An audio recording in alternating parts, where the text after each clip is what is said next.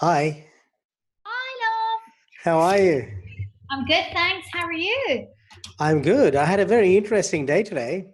Did you? Yeah, I met up with the founder of a company called Superhuman, which creates Mm-hmm. and has an interesting approach to email. And Yeah. he's the guy who created a thing called Rapportive. I don't know if you've heard of Rapportive. There was No. a Gmail plugin, and it shows you images and stuff. It got acquired by LinkedIn for 15 million. Great. 2014 or something. Yeah. And then I also met the founder of masterclass.com. I don't know if you've heard of them. I haven't. So they have uh, people like Robert De Niro and Oh, yes, they do all the acting masterclasses and things. yeah. So Robert De Niro, Serena Williams, all those sorts of people. So I'm trying to get them on the show. Hello, Mr. Very good. Emerson. Greetings, how are we? Good. This is Julie. Julie, this is Colin. Hi, Hi, Julie. Colin. Nice to meet you. How are you? Great to meet you. I've got Great to say, this stuff. is just amazing. It's just lovely for the members to meet each other. I'm just feeling this sense of exhilaration, which you probably can't identify with. Excellent. Well, I'm seeing Colin has a glass of wine. I have a cup of tea. I should point out, Colin, I would have a glass of wine, but for the fact that it's actually in the middle of the morning here. Although sometimes I do go there, Well, depending I on what was going kind to of. say, I think you're a bit of a wino, aren't you, Julie? I mean, come on, we're amongst friends. It depends. With the right stimulation, Well, definitely. Julie, I think there can be an excuse. You see, you're joining a meeting that's happening at 8:30 at night. Exactly. There you go. Exactly. You've been excused. Exactly. I'm Scottish, so actually the time shouldn't matter at all. There, That's the exactly, thing. exactly.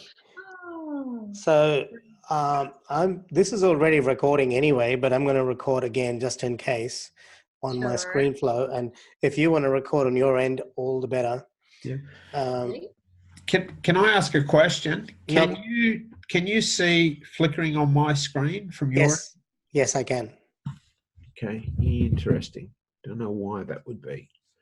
Okay, I'm going to swap computers because that's going to be annoying on your recording to have that. And Uh, I'm also going to just change my jacket because it's strobing. Hang on a sec. okay, Yeah, I'm going off for a sec, Ash. all right. I guess I should wear some decent clothes. Oh, only from the waist up. Nobody sees the beauty of TV, mate. Nobody sees Yeah, what's below the desk. yeah. No undies. I mean undies. Sorry, not no undies. Just undies. Mate. Yeah, well, that's it. Okay, mate. I'm going out for a sec. Where do I leave this? I need to leave a meeting. Okay, going out. Mm-hmm. Okay, I'm back.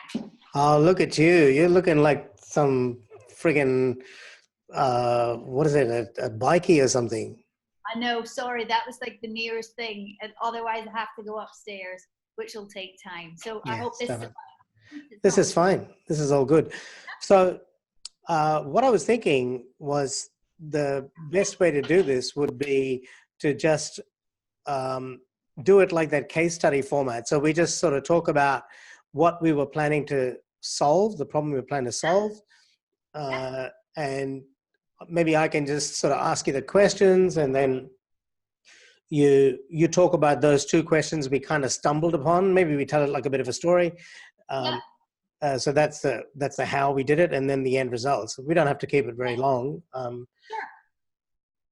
Sounds good. And the only thing I'm thinking is, so I'm recording my screen.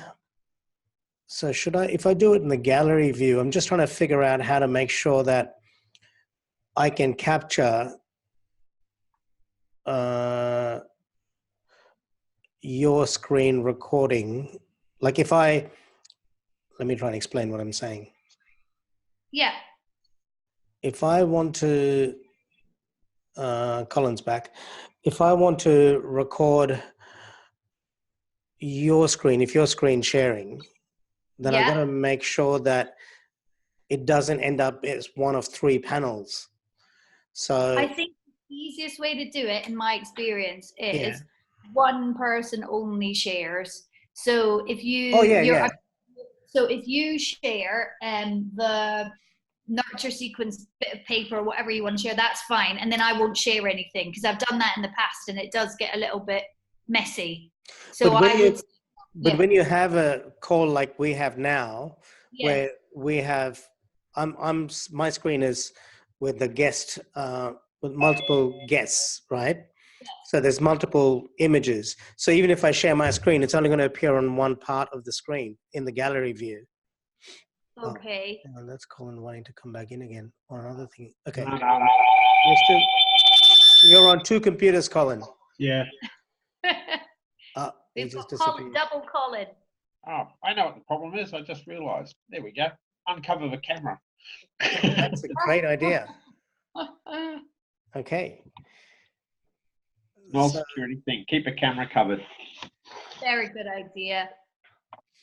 So I'm feeling a little bit inadequate because I'm between two very famous people.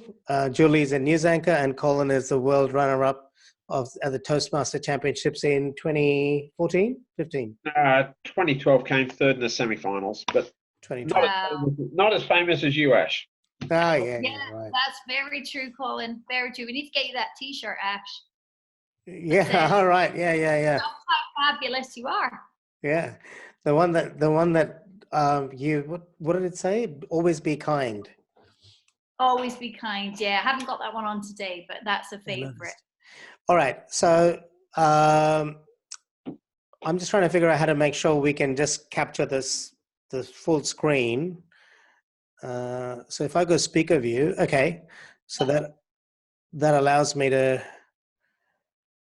Okay, so that puts all the other images on the bottom. I can actually make them disappear altogether. So should I share the screen, or do you want to share the screen? What's the best way to do this? I think the best thing is you can share it, and Okay. you can share whatever you like, and then that way you're in control of it. Okay, so I'll put you guys to the side, and I'll sort of start the formal recording here. Colin, what we're planning to do is just have a format where we talk about what the problem was we wanted to solve. Yep. And then we'll talk through the two questions that we kind of stumbled upon, or that I asked Julie to answer, and then she answered those two questions, and then it made the whole autoresponder sequence really easy for her. So Yep. Julie, have you made any further progress since we last spoke with your emails? Because then we can use that as the after. So, in the sense that I've started to write the other sequences, but not to any degree that I could share. They're still very much in rough copy format. But yeah, I've moved on to do the other ones. Based on So the how do I share those? I think you're going to have to email it to me if I'm going to share them on my screen. They're not really. They're written down, so I haven't even got to putting them down on. Okay. Well, how about we do it this way then? Let's workshop it. Let's do the first email. Yep. We've already done a bit of work on the first email, so we'll kind of wordsmith that one, and we'll wordsmith the second email, and then we can leave it there. Really, that's a reasonable start. Sound good? You've frozen, Jules. Hang on, let me switch across to my phone.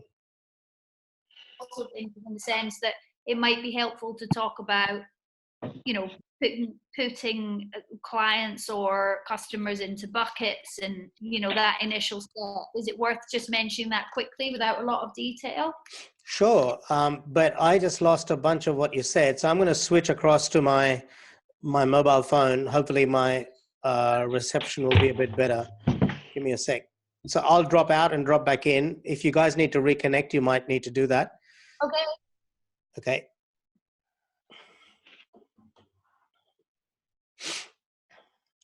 And I'm back on the mobile now. Can you hear and see me? Yeah, oh, wow. Okay. Perfect. Yeah. It didn't kick you guys out. Awesome.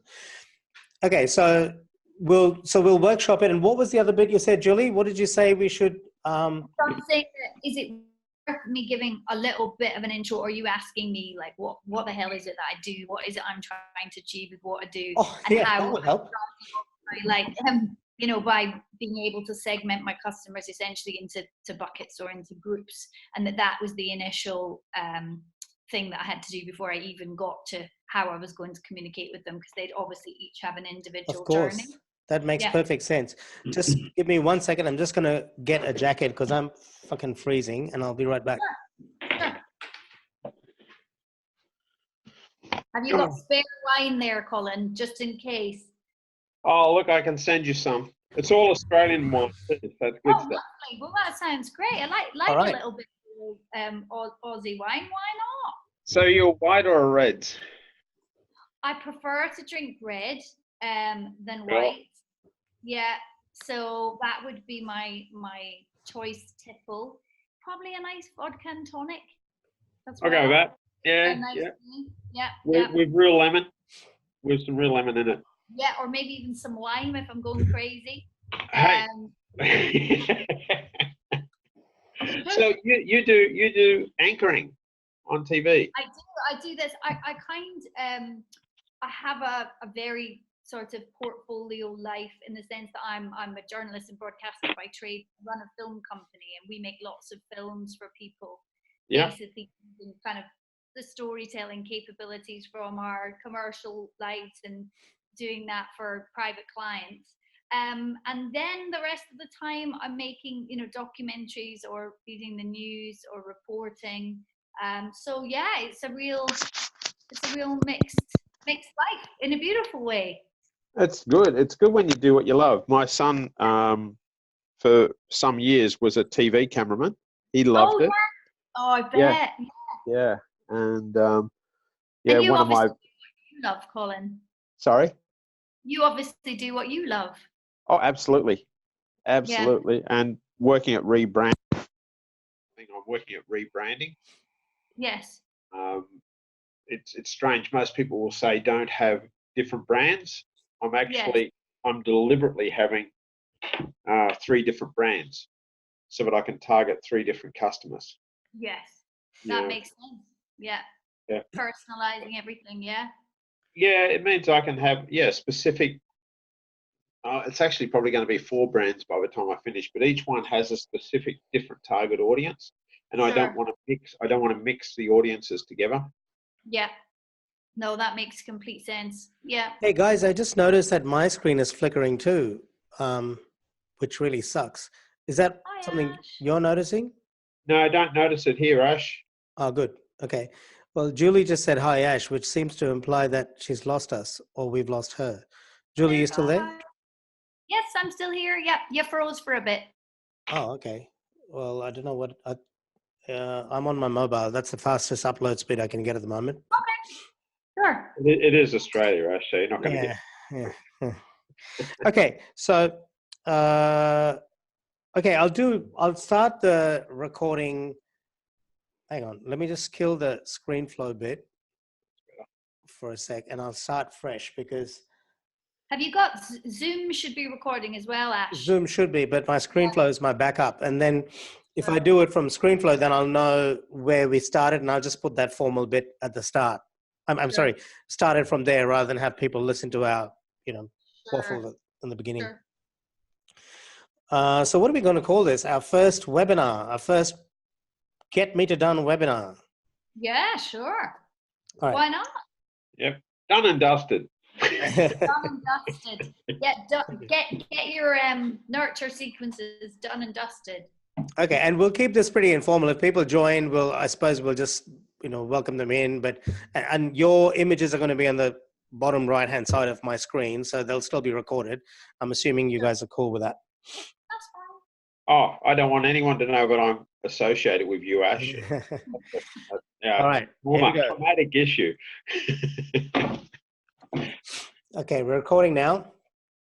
Welcome to the first webinar with Julie and Colin for the Get Me to Done membership. And as Colin just said, Get Me to Done and Dusted. So Julie and I are going to talk about how we stumbled upon 2 key questions that helped her come up with her nurture sequences, which is what she's working on. And if you're not familiar with nurture sequences, they are basically a sequence of emails that you send to your list to be able to engage them in an incremental and progressive fashion so that you can ultimately make them an offer that they can't refuse. So we are going to first do a bit of a background chat and get an understanding of who Julie is, who she helps, what the business is about. So we have some context around the work nurture sequences, and then we'll talk a little bit about the first draft that she did. And these are all very rough drafts, so I'll be sharing those first drafts. And then we'll talk a bit about the work that we did together, and then we'll probably workshop one of the emails using those two questions, that two-question framework, and come up with the result, because Julie found that it really helped her to write the emails. So Julie, I'll let you take it from here. Hi, Colin. Hi, Ash. Hi, everyone. My name is Julie Mack. I'm a journalist and broadcaster by trade. I've been working with Ash for a while now. I run a film company making corporate storytelling films, and I absolutely love it down to the bottom of my very soul. I also run an internet business called theawesomeaupair.com. In fact, when I was setting up that business and I was getting my knickers in a knot about what to call it, it was Ash who sat there and said, let's just buy the damn domain name. And we did that there and then. So I help and support au pairs. So those are young women or young men who come from different countries and cultures to go to another country or culture to help people with their childcare, essentially. And they tend to go into host families. And so at the Awesome Au Pair, what we do is give those host families and au pairs completely independent, brutally honest support and help. And we do that by a membership site which has loads of great information in there, a book that I've written, loads of interviews, we do webinars, we bring agencies and more formal parts of the process on board as well. And the idea is that we're just a really honest place where people can go and talk about their fears and get the help that they need. And the hope is that we can grow it into a community that kind of cross-fertilizes and people can help each other. So I was at the stage recently of having to write a whole load of nurture sequences, because I now know from testing a lot of my stuff that I've essentially got 4 to 5 buckets or groups of customers, if you like. And I know that each one of them now goes on a slightly different journey. But I'm one of those people, like, I can see the end result really quickly. My big picture thinking is really clear, but my detail's not particularly strong. So I had a call with Ash and I said, Ash, I need your help. Please get me to done, because I need to get these nurture sequences off to the folks who create them for me, and I'm a bit stuck. It's all a bit of a muddle in my head. And he said, look, I think you should just focus on these 2 questions. And one was, what do you want this particular customer to feel? Excuse me 1 second, guys. Sorry, that's my door. Hang on a second. Sorry.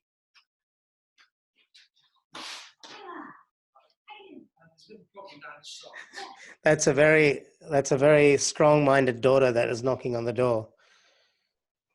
You're on mute, Colin. Let me unmute you. Can I unmute you? No, I can't unmute you. You have to unmute yourself. Yeah, give it. Yeah, there you are. Yep. I'll leave it unmuted. Normally I have it muted for major meetings. Yeah. So otherwise everyone knows what everyone's doing. She really put the bloody broadcaster hat on there. She was just like fucking flying through it. Just, yep. I would be fumbling. I actually recorded 2 of my sessions last night. Okay. I was unhappy with them, so I'm re-recording them. Okay. But that's okay. I'm trying out all my equipment. And, did you follow up with the unsuspecting victims that we've been chasing for some time now? Saw Wayne Yep. on Sunday, had coffee with him and pushed him to, don't forget, you've got to get that done. The other one that I'm coaching now, I haven't been in touch with her. I think that's coming up this weekend. I've got to touch base with her. So fair enough. I'm trying to think. That's about it. There is one other that I would like to talk to you, but he's going to be a little bit stubborn. Yeah, fair enough. In that yeah. I've been trying to get him to write a book for 5 years, and he's finally got his speaking gigs, and he hasn't got anything to sell. Right, right. He That's didn't listen. Ah. that's one of the biggest challenges, though. I mean, it took me so long to Sorry, end up. guys. That's okay, no problem. Apologies. That's okay, that's fine. They're glamorous. I had to go and have a conversation about gutters. Anyway, where were we? Do you want me to continue, Ash? Or Yeah, do want you me were to- doing awesome. You just were like, just flying through it. So we'll just pick up where you left off. I'll just edit out this bit so people don't have to listen to Sure. me and Colin gasbagging. So why don't you pick up? Where did you leave off? So why did I get on the call with you? Yeah. Okay. I'll leave it to you. You take over from here. So I had this big muddle in my head. I knew exactly the customer journey that each one of my customers went through, but somehow I just couldn't get it on paper. And obviously, as I'm going to be handing this over to an agency to actually develop the back end of the automation sequences, I knew I had to get it done, and it was driving me bonkers that it was all stuck in my head. So I got on a call with Ash and I said, listen, is there any way you can help me to simplify this process? I know my 4/5 customer avatars really well. I know exactly who they are, and I think I know that the journey that they go on. Can you help me flesh it out? And Ash said, look, I think we need to narrow it down to these 2 questions, which I think are really going to help you. So the first one was, when you're writing those emails, ask yourself, what do you want that person reading that email to feel as they're reading it? So that's the first question. The second one is, what kind of result do they feel that they can get right now whilst being involved with your email and taking whatever call to action is in it, watching a video, reading a post, filling out a checklist, whatever it is. And suddenly I was like, okay, actually I've got to get off this call and go and get on with it, because actually those 2 questions really, really helped me. So I spend quite a lot of time traveling in my work. And so I basically got out my notebook. I'll just hold it up now so you can see the scroll. And I just started writing. So I asked myself, if I've got a beginner host family, for example, and they're coming into my funnel, or they're doing one of the questionnaires that I have, I could start with, what do I want them to feel? Sorry, Julie, just back up a little bit there. Just explain to us what you do, because when you said host family, I'm not sure everyone would know. So I think just explain a bit about host families and au pairs and so on. Sure. So basically, I started jotting down on a train journey, which was maybe an hour long, and then I jumped onto the tube in London, and I just kept writing based on these 2 questions that Ash had come up with for me to help me simplify my thinking. So just to put it into some sort of context, a host family is a person like myself who hosts an au pair. Our au pair at the moment is called Katie, and she's a fabulous Aussie. And without her to help us, run the kids to school, keep on top of their laundry, organize their play dates, cook a couple of meals, life would be really, really difficult in a 2-person working home. So that's the role of a host family, really, is to give this person a home from home experience, to make them feel part of the family. So you're not quite in an employer-employee relationship. And that is where there's a big gray area around this idea of what a relationship should be between a host family and an au pair. So based on this and the people that we serve in our community, I essentially have kind of 4 customers that I look at. The first is a beginner host family. So they would be people coming to the idea of hiring an au pair completely fresh. They might know what one is, they might not have a clue, they might just have had a baby and be thinking about going back to work and trying to figure out their childcare. So that's my sort of first bucket, if you like. My second bucket is that they have some experience but not a lot of success. My third bucket is they're practically completely done with the relationship. They've had it up to here. They're sick of the agency sucking up all their money and not getting a successful relationship. And then the fourth bucket is everything's okay, but I'd like to be better at managing. So those are the kind of 4 customer buckets. I hate calling them that, but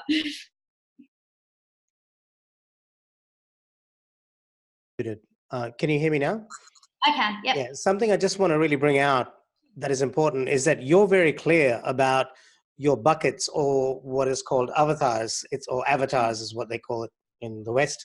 It means incarnation in Sanskrit, and it's just it basically is a customer profile, a customer persona. If it's okay, I wouldn't mind actually just quickly sharing my screen and showing the work that you and I had done before, Julie, around your avatars, just so our members can get a bit of a feel for what sort of work you did before, because there's a bit of back what's the word, a backstory to this. And I think it's a worthwhile exercise. So if I can go back to my Zoom, just give me 1 second. And I go share screen. Nope, that's disappeared. Go back to Zoom meeting ID. Here we go. Share desktop. Okay, and so this is, can you guys see my desktop? Yep, can. Okay, great. So I'm not going to spend too much time really laboring this point, but Julie and I had done a little bit of work around this before, and we talked about, the beginners. This is what Julie just explained. We did a little bit of thinking about, what is their situation. We did a bit of brainstorming around what sort of copy. We talked about what kind of lead magnet we can use. What are they thinking? What are they feeling? What are they doing? What are their pain points? What do they want? And we did that for each of their avatars. The second avatar has some experience with au pairs. The third one was experienced and ready to throw in the towel. And the fourth was some experience and finally managing the relationship, which is what Julie just explained. But the point I'm trying to make here is that the more thinking and rigor you can put into this avatar, and you can follow that framework, which I can share. Maybe we can do another session around that. It's called empathy mapping, where you think about what is my ideal audience thinking, feeling, saying, and doing, and hearing. You just basically put yourself in their shoes, and you focus a little bit on the pain points. That really helps you to understand their world, and then it further helps you to understand what they must be thinking, and what they must be feeling as they read this email, and what results they are likely to get. So sorry for that little tangent, but I think that was important.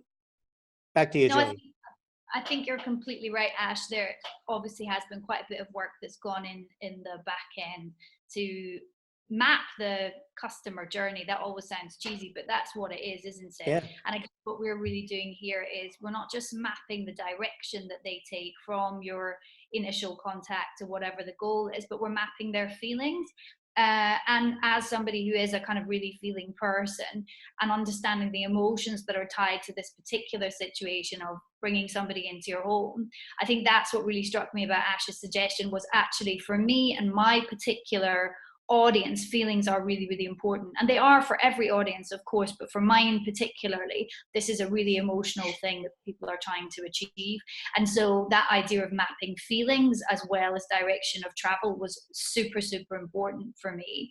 So having done all of that work with Ash, and I should point out, Ash and I actually did that work quite a while ago. I quite often get sabotaged by my other business because it's quite big and bouncy. And so sometimes I have to put things, down and come back to them, which I get very frustrated about, but that's just the reality of my working life. So I started to ask myself these two questions, and I started with the beginner journey.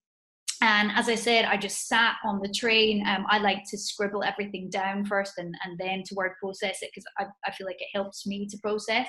And so I essentially said, if I'm looking at these beginners and they're opening this initial email from me and they've come through some sort of initial process, be it a questionnaire or whatever, what do I want them to feel? And the first thing I wrote down was that I want them to feel understood, and I want them to feel that by coming to us and making a relationship with us, all the hard work is going to be done for them. So I knew then that I had to use some of those words in the actual copy. And the result just now that I wanted a beginner to have was, I know now how to take the very first steps to understanding this relationship. And so I think what this process did was twofold. It helped me to map the feelings, but it also helped me in writing them down to know that I've just got to use those words in the copy to show them that actually I do completely understand this journey that you're going on. And on top of that, I have been there multiple times as well. And then I looked at what kind of resource I could offer. And actually, in my case, what I've found is because I've got quite a well-developed membership site with loads of resources in it, I actually realized some of the more simple things about, you know, how to initially get started, how to understand the basics of this relationship. I actually found out that I had less of those. So I had a little bit of work to do, or I had a little bit of work to do in creating those magnets. So that's how this process started for me, using Ash's very helpful questions. And yeah, I mean, I burned through all 5 customer avatars in that hour and a half, just jotting down everything. And what I realized was that there was crossover, because initially I was thinking, oh God, it's another huge load of work. But actually, once I mapped them, I realized some of my customers cross the same territory, but just at different points in their emotional journey. And so actually, if I do this right and I create the right journey, I'm not going to have all that work actually, because I'll be able to create the same slightly differing sequence for each one of them, but just take them on a different journey according to their needs and their experience to get there. But importantly, it meets them where they are on their journey, and they don't know necessarily, and not that it's some sort of deceit, but they don't know that there's an overlap, and it doesn't matter even if there was. The point is, you are solving a problem for them where they are on their journey, and that's the key. Exactly. Yeah, and I think by thinking in feelings, my take is that you write in feelings. And I think, again, for my marketplace, that's very, very important for them to feel understood and supported by the right sorts of people. So, yeah, I mean, it's helped me enormously. Well, and most purchase decisions, and I would argue most decisions, are emotional. We often rationalize them in retrospect, but a lot of decisions we do make have a certain emotional basis to them. And even if it means the emotion is a leaning towards one thing against another, it is still, it may be information that is coalescing as an emotion, but it's still, it's an emotional leaning. It's a gut feel when you decide whether to do this or that, whether you buy this or buy that, or move this way or that way. So, okay, we've set the scene. So let's go and have a look at the content and kind of workshop it. Now, I don't know if I have the original first email. Let me just share my screen again. Where's my screen gone? Share screen. No, not working. I need to go back to Zoom meeting. There you are. Share screen. Okay. I need to just have one page so we can all see. How do I make this thing one page? Layout. Home.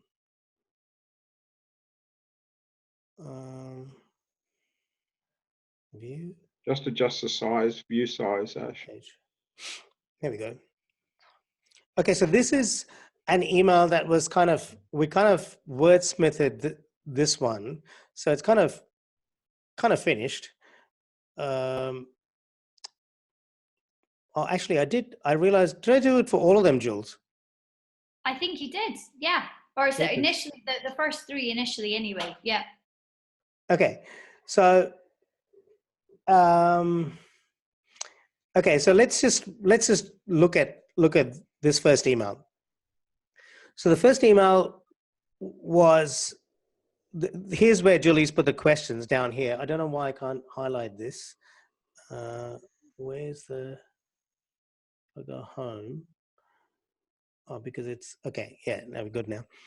So what do we want them to feel? So Julie said, I want them to feel more confident with each email, that they know the basics and a bit more about what an au pair is and how to take the first steps towards getting one.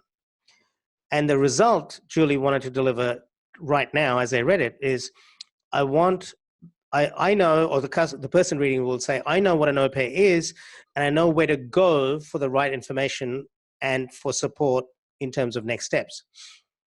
So then, Julie, do you want to talk through how that then directed your what you wrote over here? Yeah, so basically I just mapped that kind of like mini emotion map, if you like. So I started with, hi Anna, or hi customer. Great to meet you. Thanks for signing up with us here at the Awesome Au Pair. If you're feeling daunted right now, I use the word daunted because actually I've been there, and it was extremely daunting to take this decision to bring a person from a completely foreign culture and country into my home to help me look after my kids. And again, daunted is a power word, so I think it strikes the right tone. And then, I said, the prospect of hiring an au pair for the first time, we've got your back. So we wanted the tone to be informal, and Ash actually made the tone even more informal than I had it, which was great to have his input. And I've said here, maybe you've heard how just tricky and toxic au pair relationships can be, and you don't want to get it wrong. And with my particular audience, not getting it wrong is a big feature, because they've all heard the nightmare stories, and even if they haven't yet, once they go out there into the marketplace, that's going to be the first thing that greets them. So I then get a chance to introduce myself, as a 6-time host mom. I completely get it. And I've made every mistake that there is to make. So the other thing I want to come across in this email is humility, that I'm very much still learning, and that I am on that journey, and I'm not some sort of picture of perfection who never got it wrong. I still get it wrong. I'm still learning. And actually, if you join up with us, then you'll be part of that journey. So rather than being about perfection, I think it's about getting it as right as you can to meet the energy that you have to give to the situations. So we talk about taking the right first steps, which I think is crucial, because in our marketplace, people quite often miss out tiny steps at the beginning that would really help them. And the agencies don't help people to take those steps because they're commercial entities and they want to make heaps of money. And then I talked about our resources, what we've got to offer, and I said I've created a video especially for beginner host families. So again, that perceived segmentation, that actually, this is all about me. And that video is just a very simple walkthrough of what is an au pair, how do you get one, and what are some of the very initial things that you need to think about. And then Ash had said to me that I should consider having a PS or even a PPS or PSS or whatever you want to call it. I'm never sure which way around to put it. Saying, what are they going to get next week or next time if your emails aren't weekly? The tiny secret to an awesome au pair relationship. And that's what's going to be happening next week. So that's how we worked through it. Ash took my initial kind of block of text, separated it up so it looked simple or simpler. Actually, Jules, I just realized that I think that there may be a different version, which might, if I can get my hands on it, it might be even better. So just give me a second. Let me see if I can find it. Can I ask a question on this while you're looking, Ash? Yeah, man. Sure. The difference between, say, a landing page script and an email script. Yeah. Have you looked at that aspect of it? Because I'm taking that your email is very personalized, and the language you use must have come from somewhere. I'll let Julie answer that. I'm going to try and go and retrieve this email, because I know that I emailed it to you, Jules, so I'll be able to find that second email. So Colin, to answer your question, actually my landing pages are more general, you're right, whereas my email scripts tend to be more personalized. But actually what I'm finding is that because I'm opening most of my funnels now with questionnaires, the person is coming, filling in that questionnaire, and then they're going straight into a kind of personalized email sequence experience. Because in the past, my landing pages were quite generic, and I was giving away some pretty chunky ebooks and that sort of thing. But some of the feedback that I had was because I wasn't able then to meet the customer, where they are on their journey. They were getting really overwhelmed with some of the information that was in the ebook because it just wasn't appropriate for them yet. So what I decided to do was to start my entire sequence off with a questionnaire, which I built through Outgrow, which allows you to buy, to build questionnaires, and then by the answers to the questionnaires, I knew which nurture sequence to send them on next. And that's what I'm working on with Ash. Okay. And how did you discover the language to use?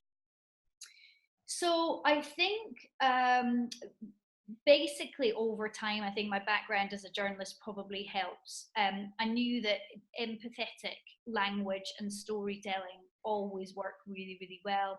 I can see on my testing on Facebook as well that when I tell a story or when I use photographs from my own life, things from my own experience, and I'm really honest about them, or other people's experience, if they've given us permission to use those, that those work way better than something more generic and polished.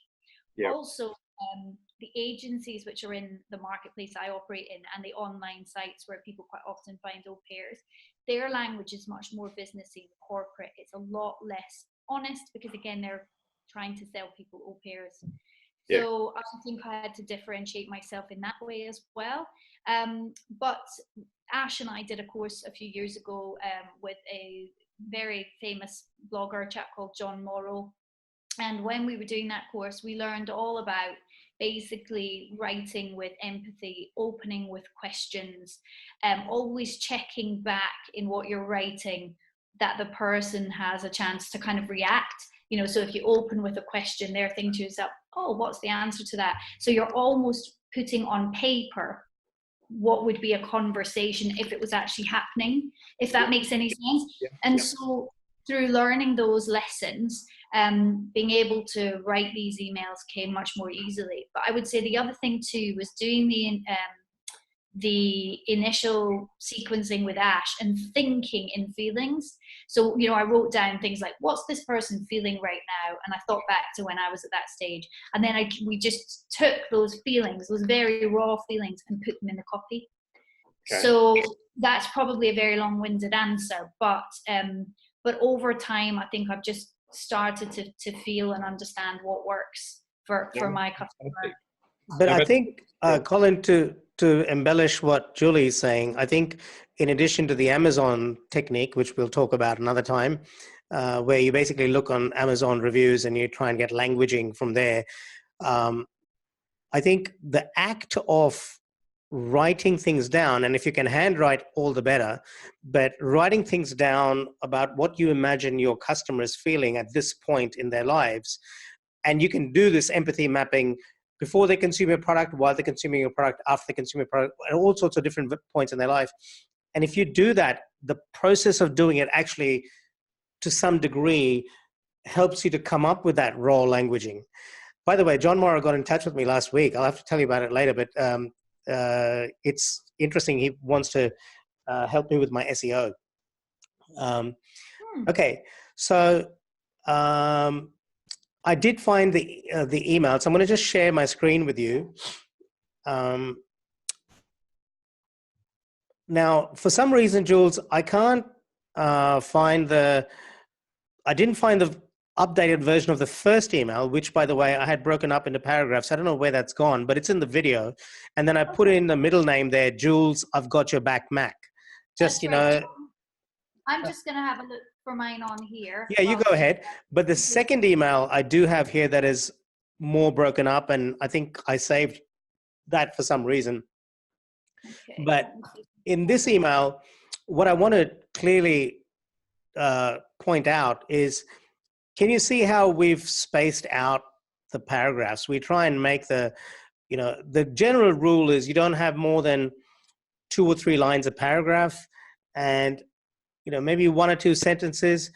But the way people read these days is they scan.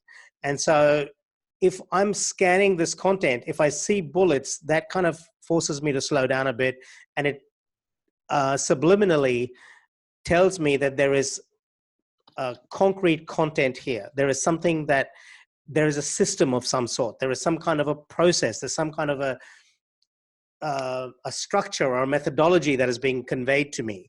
So I'm more likely to kind of do a double take. Even here, we've got it bulleted. So when Julie had the original version, I think this was 1 paragraph, and I broke it into the 2, dashes, because we want to make it really easy to read. So I'm just going to do a little bit of an overview of this copy here. So Ash, I'm just going to interrupt you quickly and no, say go for it. I've sent you the initial changes that you made. Oh, which you sent beauty. email. So I don't know if that's helpful at this point. No, that's very helpful. Let me try and dig it up. You just emailed it to me, did you? I did, yeah. Okay, perfect. Let me, okay. So that was for email 1, was it? Yes. Ah, yes. So that's right. I'd sent it to you as an email. So let me just share that again. So this is the email that I sent Julie where I broke up, where I explained what I did. So I said, hey, Jules, I rewrote the first email for you. What do you think? I made the following changes, made the sentences shorter, worked on the copy to focus on your objective of making them feel confident. Because remember, if we go back to Jules's objectives down here, she said, I want them to feel a sense of, I want them to feel more confident. So I went back and read this first, and then I went back and re-engineered the email, which didn't really take a lot of work. So I broke up the sentences and paragraphs so they can read easily and are more fluid, and I put in a middle name to reassure the readers further. So that email, now let's compare that one against the other. This is the original email. How do I get this thing here? This is actually perfect, Jules. Thank you. No problem. This is,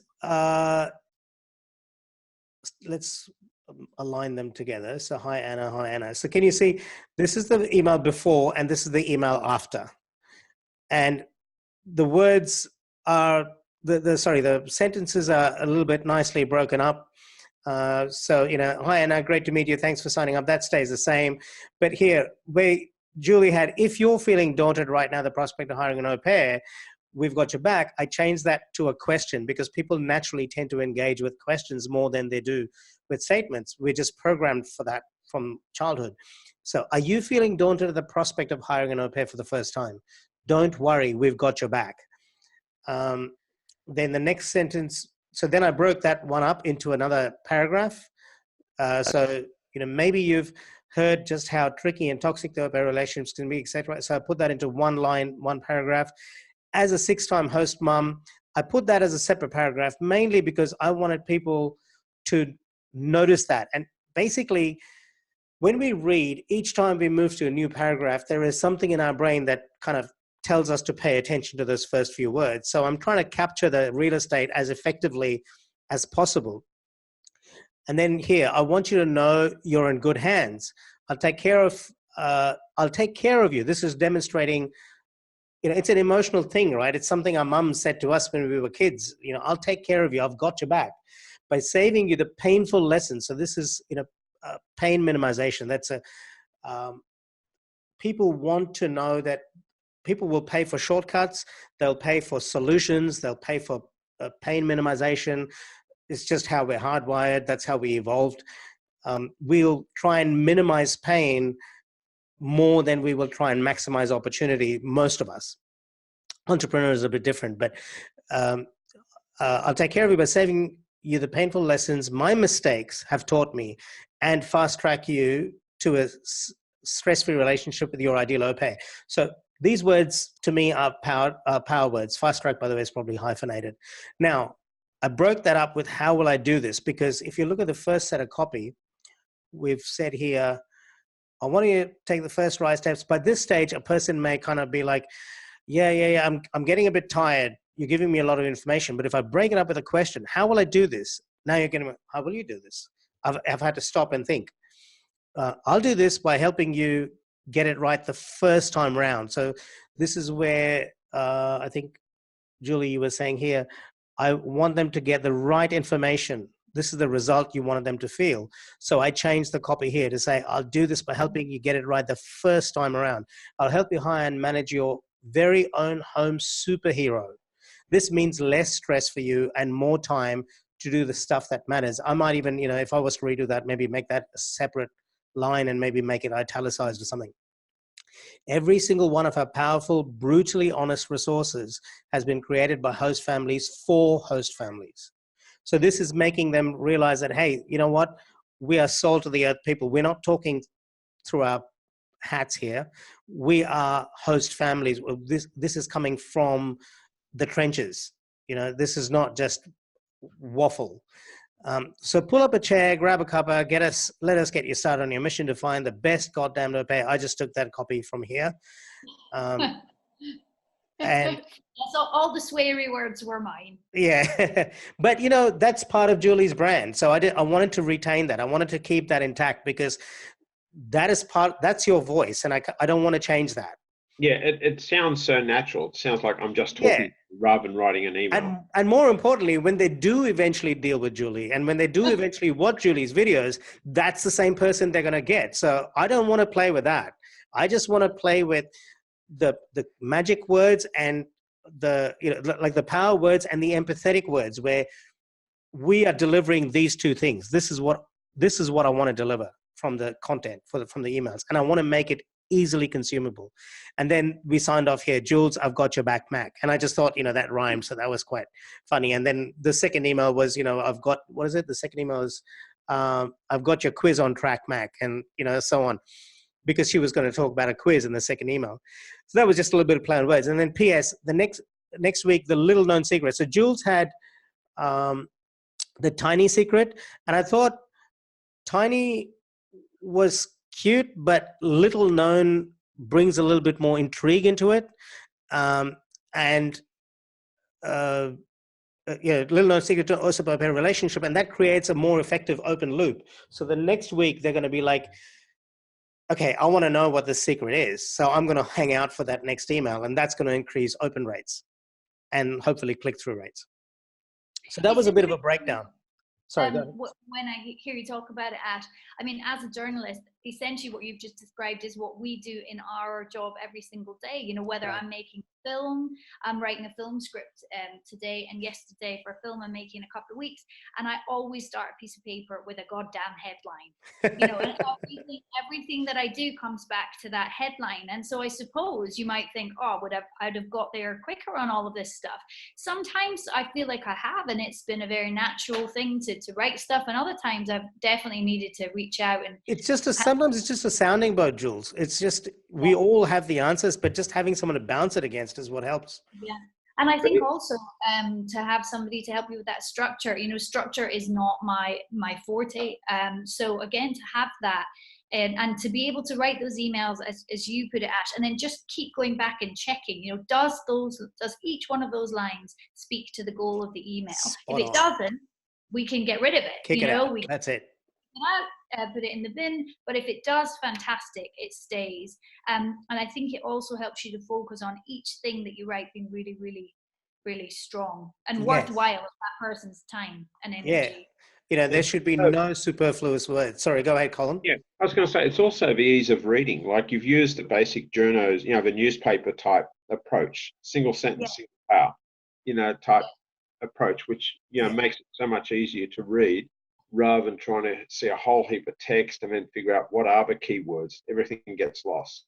So you've used that simplistic approach to it, which is really good. And a single page. Single page, yeah. I mean, Colin, I would love to get them even smaller, even shorter. If I could possibly, that's what I'd like to work towards.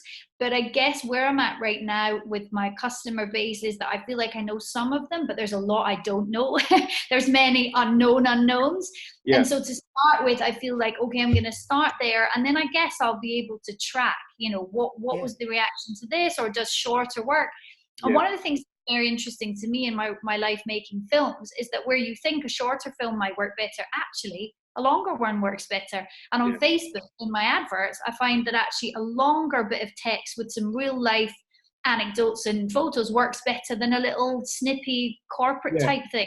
So, do you think we've actually got conned by that, believing that we have to write everything shorter rather than trying to explain stuff, or not explain stuff, but make it clear that what we're doing in a simple way, but with enough information, they feel like I'm not cutting them down to a 2.5 minute conversation and getting them off the phone. That's it. I've got to go quick. That's it. That's all you're getting. We're actually saying, hey, I care because I'm taking the time to write this in a language that meets your needs. Absolutely. And I think we have been conned by that a little bit, because I think if the content is quality, it's heartfelt and it's genuine, and the person behind it is trying to do something of value, I think that will always come across.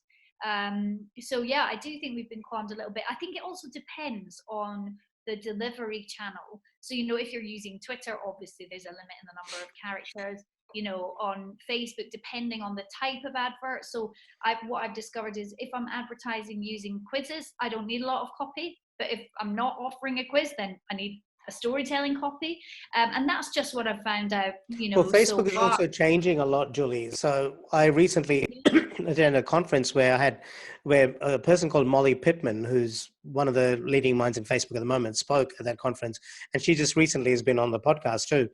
And she was saying that what's working now with Facebook copy is the long form story based copy, because Facebook algorithms, because of all the stuff that's happened with the FCC and the Cambridge Analytica scandal and stuff, they are trying to move more towards a very native, natural, conversational platform, because they don't want to be seen as, I think there's some political drivers to it. Let's just put it that way. So the algorithms are actually favoring content that appears to be more natural, but you'll see that's word sponsored on some of them, but they're just someone talking about their life story or whatever, but they'll sponsor it. And that's what's working on Facebook right now. But then, tomorrow it'll be different again, and Facebook Messenger is now taking off, and lots of things that's interesting, isn't it? Because I think Facebook Messenger is also fantastic. And where else this has helped me, Ash, and I don't know if this is worthwhile thinking about for you, Colin, but once I had started to write out my nurture sequences, what I then do is hand those over to the guy who does my chatbots.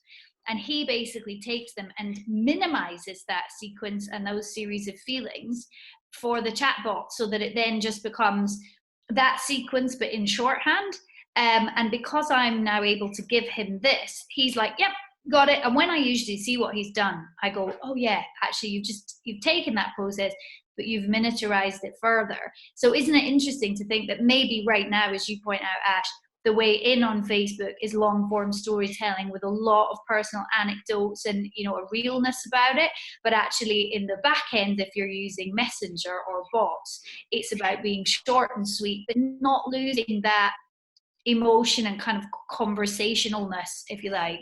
But even when you're building bots, I don't know a lot about it. One of our members, James Isaacs, builds bots too, and I look forward to having him share some of his ideas. But the absolute underpinning criteria to building a successful bot, I think, is to understand your audience. It all comes back to understanding your audience, because you've got to be able to play out the conversation as you would imagine it would play out with your audience. Because really, with every question you're asking, you're anticipating a response that your audience would have, but you can't anticipate the 2 or 3 responses that you want them to choose from unless you know them well enough to be able to pick what you think they would respond with. Yeah, it's almost like a dating game. When you think about it, when you date someone, you spend the first few dinners and all this sort of stuff, you're really getting to know each other, but you don't have to go over it again at the next meeting. And eventually you're getting down to that shorter version because you understand the basics and you've got that trust relationship going. So in a way, it's a far more complicated process these days than what we used to. We used to just have an ad, and that was it. It's like, that's right. Email. Yeah. But I think I definitely agree, Colin. It's definitely more complex, but I think there's more opportunity in it, because I think the more data that we have and the better that we understand each of the journeys that people in our customer life goes on, I think there's more opportunity to get it absolutely right for them and take up a minimum of their time. And actually, one thing I do is I actually collect links on Facebook of ads that I like or questionnaires that I like. I mean, on my phone here, actually, I did something with fasting, as in like intermittent fasting, not eating for certain parts of the day. And I very sneakily, I'm just trying to find it here so I can show you it, took pictures of their entire funnel. So you can see here, like, oh, hang on a sec. No, that's a mortgage reapplication. You don't want to see that. So basically, I don't know if you can see there, but this was their little questionnaire. And it was like regular diet, so on. And then basically, I just took a shot of every single step in their questionnaire, and I took a picture of their copy. And then I just imagined, actually, how would I map my product through that same sequence? And that is how I mapped the questionnaire journey that I gave to Outgo. So, you know, again, I just pinched something that I liked and I said, how could that work for me? How could I make the copy work for me? And that has really tremendously helped me actually to look at the things I'm attracted to, particularly on Facebook, and to sort of take the copy, look at it and say, well, what is it doing? And they all seem to follow a pattern, which is empathy, asking questions and sharing kind of deep anecdotal stories. So that really helped me enormously. Cool. Well, that's awesome. I think that pretty much brings us to the end of the formal, education aspect of this. But there's a couple of things I wanted to mention. I've been doing quite a bit of work in terms of educating myself around email marketing to try and improve my emails. And I did a course with a guy called Matthew Kimberley called Delightful Emails. I love his emails, and he's taught it in a course, which is not cheap, and obviously I can't share the contents of that course, but I can obviously share my learnings from that course as well as other courses that I've done with a guy called Andre Chaperon, who writes very good emails, and he uses what are called open loops and stuff. So do you think it would be beneficial to kind of put some thoughts together? I don't want to make it too formal because I'll never get around to it, but maybe in a couple of weeks, we should organize another one of these sessions, and we'll talk about how to approach writing emails from a structural standpoint, not just those two questions, but things like you write the subject header first, then you write the call to action, then you write this, and then you write that, and then you create an open loop and things like that. Would that be useful? I would find that really useful, Colin. I don't know about you, but yeah, I mean, I think the structure behind things, Colin, I don't know if you would agree, but like I'm an ideas person, not a structure person. So for me, the more I can get about how to actually make frameworks, the frameworks and stuff like that. It's like, Jules, with you producing movies or writing movies or whatever. Yes. I did a course some years back with a Hollywood writer. Yeah. Wow. Every movie has a set sequence. There's a set timing in which things happen, and if you don't, it's called a beat. Yeah, and you have the twist, but if it doesn't happen, it leaves the audience a bit rocked, and they don't know what's happened, but they feel robbed. I know exactly what you mean. Yeah, absolutely. That's very, very true. There is a kind of a hidden structure to everything we consume, isn't there? And I think when you become a creator, especially if it's outside your kind of normal skills or working life, to understand even a little bit about how to create a structure that you could just get stuff done. Because I think that's the other thing for me is I'm very short on time, but I'm big on passion and focus and direction. And I just want to get it the hell done.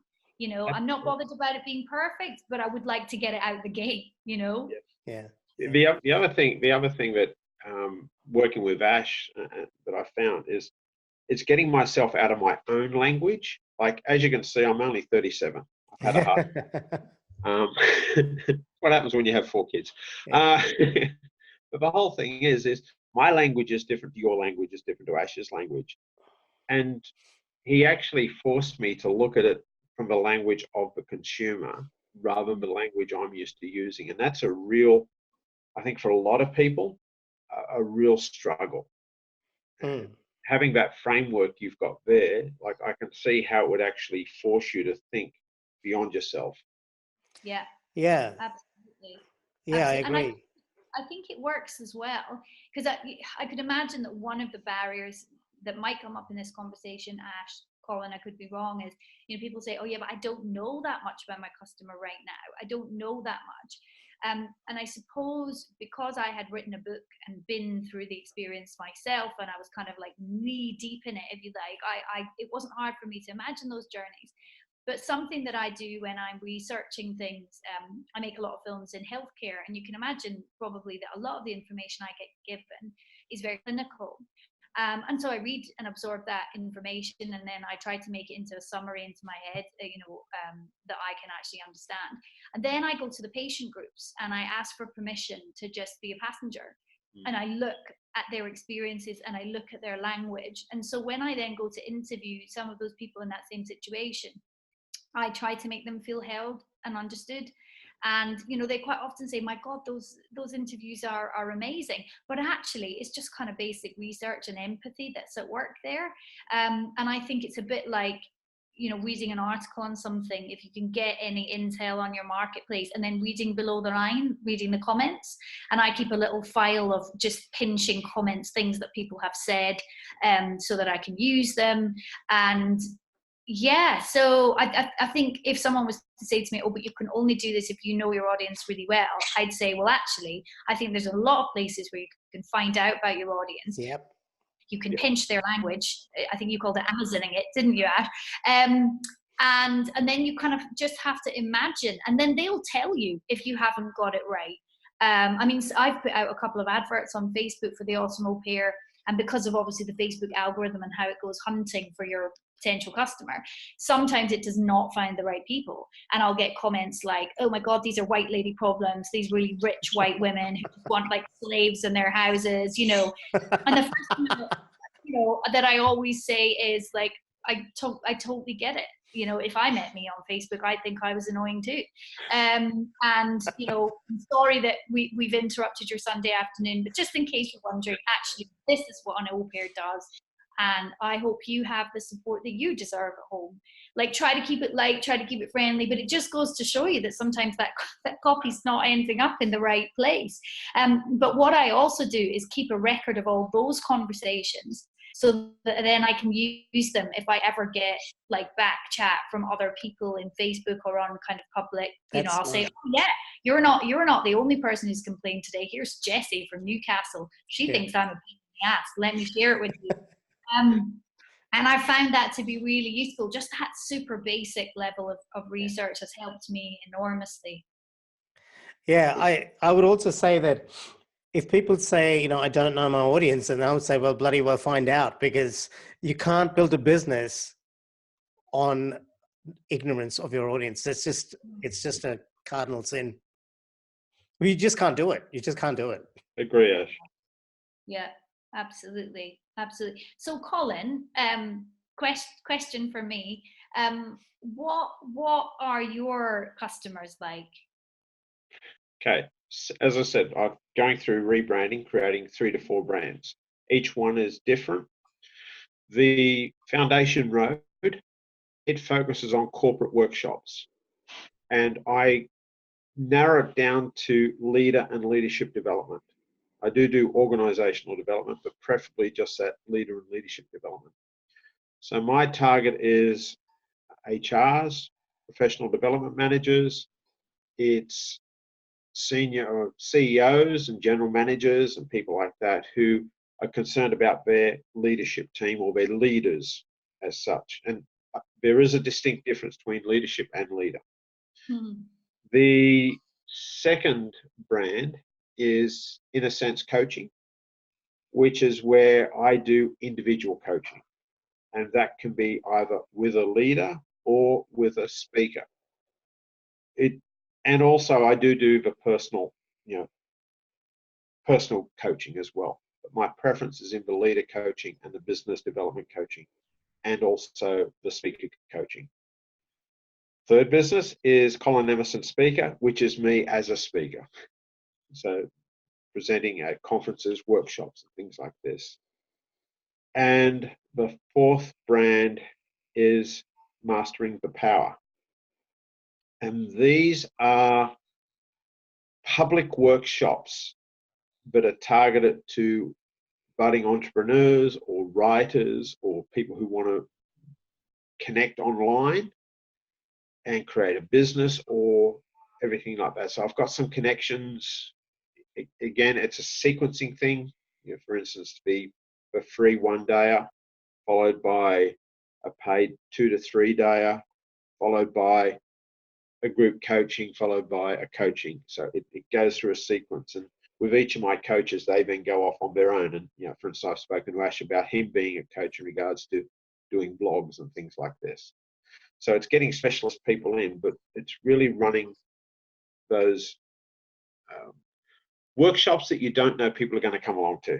It's your target audience. They're hit and miss. They're entrepreneurs, but you're anticipating in that first one, you might get, say, 100 people enrolled or registered, and you might get 50 turn up because it's a freebie, depending on the city.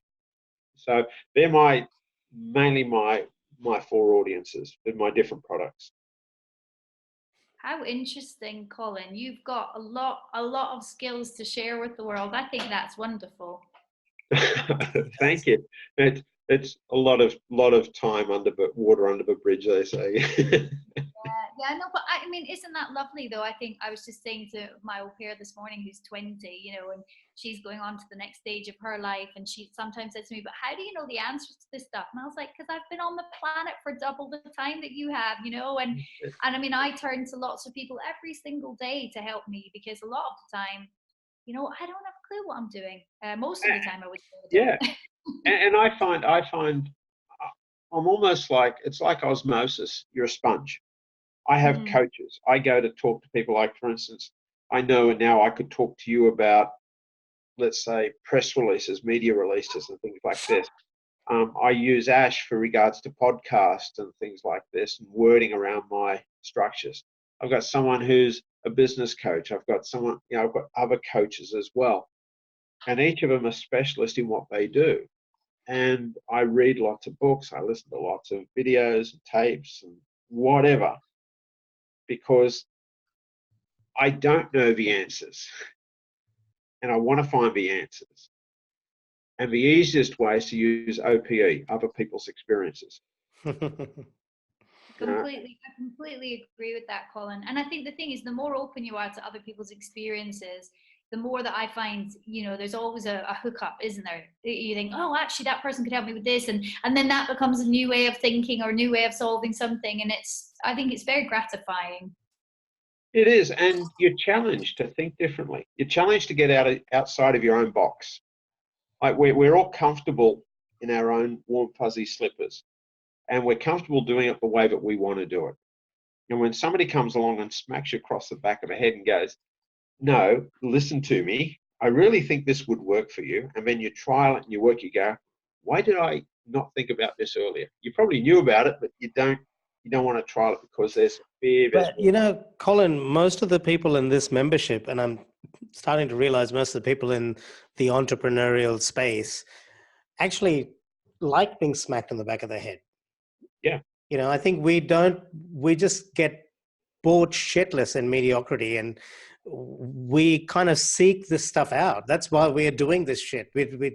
We all have these multiple businesses and stuff, or otherwise we'd just be in a corporate job, just, you know, being these automatons that everyone else has no choice but to be. Yeah. Well, I tell people I'm not a babysitter. Yeah. I remember you saying that years ago. I'm a builder, not a babysitter. Yeah. Yeah.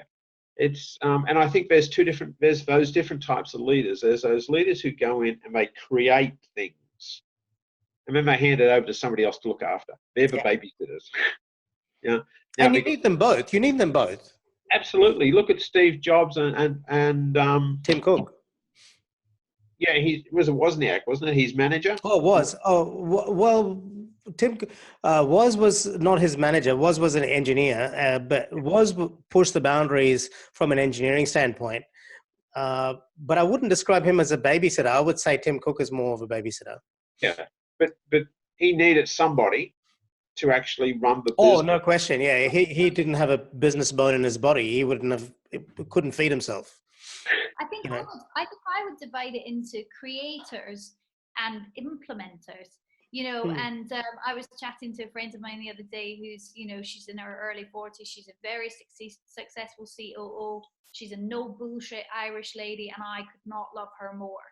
But as she said to me the other day, every time she moves a job, she takes a lady with her, because this lady is, as she calls her, the implementer. She's like, I can see the ideas. I know exactly what to do. She's like, I have no problem doing the hiring, the firing, the horrible mucky stuff. But she's like, once I'm done, I'm done. I want somebody else to run that thing.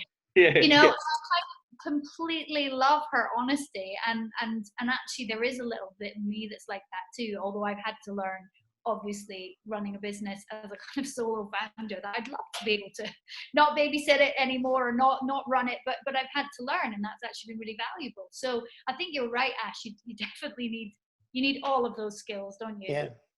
Yeah. No, and I think Um, that's the exciting thing of dealing with people like yourselves. It's like Mm.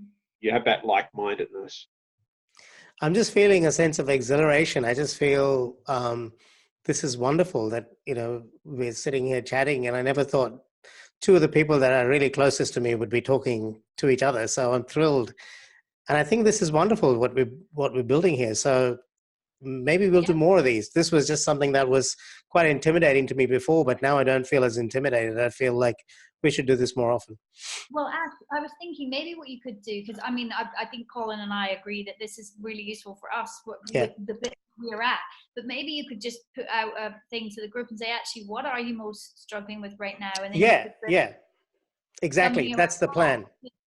Yeah, really. I mean, this has been so helpful for me. I just can't tell you. You know, now to actually be able to look and think, okay, tomorrow when I sit on a plane to go and make a film in Scotland, I'm going to use that time to bust through all my other nurture sequences, and by the beginning of next week, you know, my automation agency will be writing them and doing the back Right. end. And from where I was kind of 2 or 3 months ago, with it all swimming around in my head, Yeah. and that horrible thing that happens, which turns into procrastination because you just can't quite structure it. You know the answer.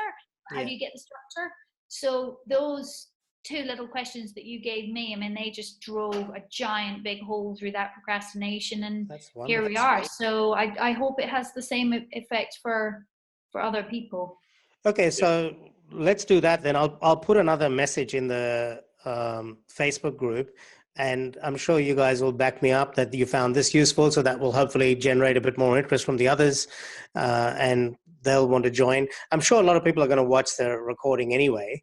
I've actually, I was planning to, when I said we've come to the educational end of the conversation, then you shared some more stuff, Jules. So I thought I'll leave that bit there. But then when we started talking about Colin's business in detail and stuff, I thought maybe we'll leave that part off. So Sure. maybe I'll cut it there. But then we'll do another session and we'll let the group decide. And if no one picks anything, then I'll just go with it. You mean to say, Ash, you're going to put me on the cutting floor? Yes. Honestly. Maybe I can just leave the whole thing in. I don't know. I mean, people No, can just stop no, watching Ash, whenever they Ash, want to. cut it out and keep it to the length that you want, because there's a certain length that works. So Well, I'm it's just really, taking a mickey out of you, man. I know, Or but it's really, you can give people the option. You can be like, you know, and this is what happened when we kept on rolling. And sometimes people like to listen to that bit because it isn't cut and edited and prescribed for them. Yeah. And you might, you know, we sometimes find when we include bits in films of the behind the scenes that that's the stuff that gets people watching, Yeah. you know. I stay to the end of a movie to watch that stuff. All right. You Yeah. know what? I'll create a the core learning, and I'll create a behind the scenes. Behind the scenes, yeah, like like I would call it something like shooting the breeze. You know, we're not talking about anything in particular, but we're just kind of like throwing things around, you know. Yeah, that'll be fun. And that's a good thing. Like what we're doing here, in effect, is also because I love Zoom. I like Zoom. I love Zoom. Yeah. So comfortable using it. I think it's good quality. But at the same time, so few people don't know how to use it, or there's so few people who do know how to use it. And what we're doing here is actually we're trialing and erroring stuff so that people can actually see, oh, actually, if we do that behind the scenes stuff, there is this, we can use it with that, there's the educational. So what we're doing is actually still educating people about what they could do in their online workshops. Well, one thing we need to also try and nail down at some point is our American members, because we got one from New York, we got one from, I think, one of the Carolinas.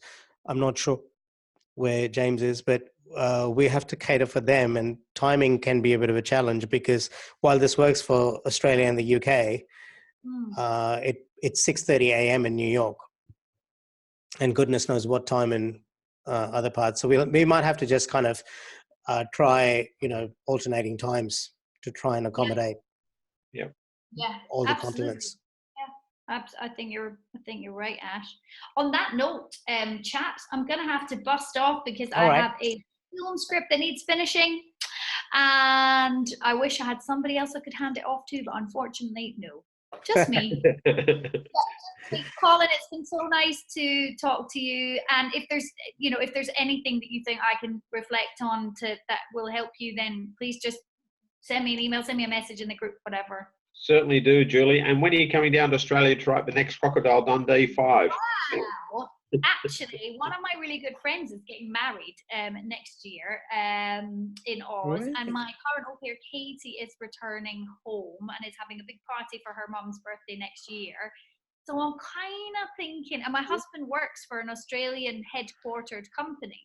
So I'm kind of saying to him, October next year, we kind of need a meeting, down under, so we can Well, all. we could run it. We could run a mega event. Yeah. Hey, Hey, great. maybe we should. Maybe we should. Yeah. Anything that the tax man, would look at and think is work Yeah. related would be ideal. Please We don't put that should. on the No, recording. yeah, cut that piece, Ash. No, well, it's legit. It's legit. If she's traveling for an event, it's completely legit. Yeah, Sure, for sure. yeah, sure, done. Ash, thank you for all your help. Thank you. I will continue to bust through all the nurture sequences. I will follow your instructions in terms of the length of the sentences and so on. Yeah. And I will go through the rest. Do you mind if once I've done that, because I appreciate that there'll be some crossover, but in the bits that there isn't, can I send you those other sequences? Yeah, absolutely. And Yeah, a sure. cursory glance, Yeah, no and just problem. tell me that they're on the right lines. That's Yeah, great. maybe we can even revisit them if you're comfortable in a future session and say, okay, this is and we can do it for everyone, then everyone gets the benefit of it as well. I mean, I would love to maybe in the future, once it's all fully set up, to look at, what the success has been of actually having a fully engagement-based funnel. So, Yeah. straight into the questionnaire, straight into segmented nurture sequence. How does that beat, or does that beat any other way of doing things? I'd love to look back at that, and I guess in a few months we'll be able to figure that out. Yeah. Have you listened to episode 177, by the way, Jules? Have not, but it is on my to-do list. I promise That's fine. you. No, that's just it's just a very useful conversation. Colin, you'll find it useful as well in terms of understanding the customer experience and building, conversations, for want of a better word, sequences that are essentially conversations around the customer experience. And we just ended up talking about shoes, which girls love shoes. But it was actually two guys talking. Huh? Men love shoes. Okay. But what I'm saying is that it was just we just kind of landed on, I just brought up the idea of shoes, and then that theme, kind of prevailed through the conversation, and we built the whole, nurture sequence around the idea of buying shoes and following up with, segmenting with dress shoes and running shoes and those sorts of things. And it just became a very useful tool to have that conversation. And Barry, who trained as a combat pilot, maybe the artist came out in him, but he really brought his, mechanical brilliance to the conversation in a very nice way. I really liked how that landed. Brilliant. That sounds great. Fantastic. I'll have a listen to 177. Yeah. All right, guys. Ash, Okay, I'll Julie. be in touch when I have more to share. Yep, Colin, sounds good. enjoy the rest of We'll your talk wine. again in a couple of weeks. Fantastic. Let's set the next one for a similar time. Sounds great. All All right, right, guys. Julie, all the best. Bye, guys. Bye. See ya. Yeah, Ash. Catch you later, mate. Bye.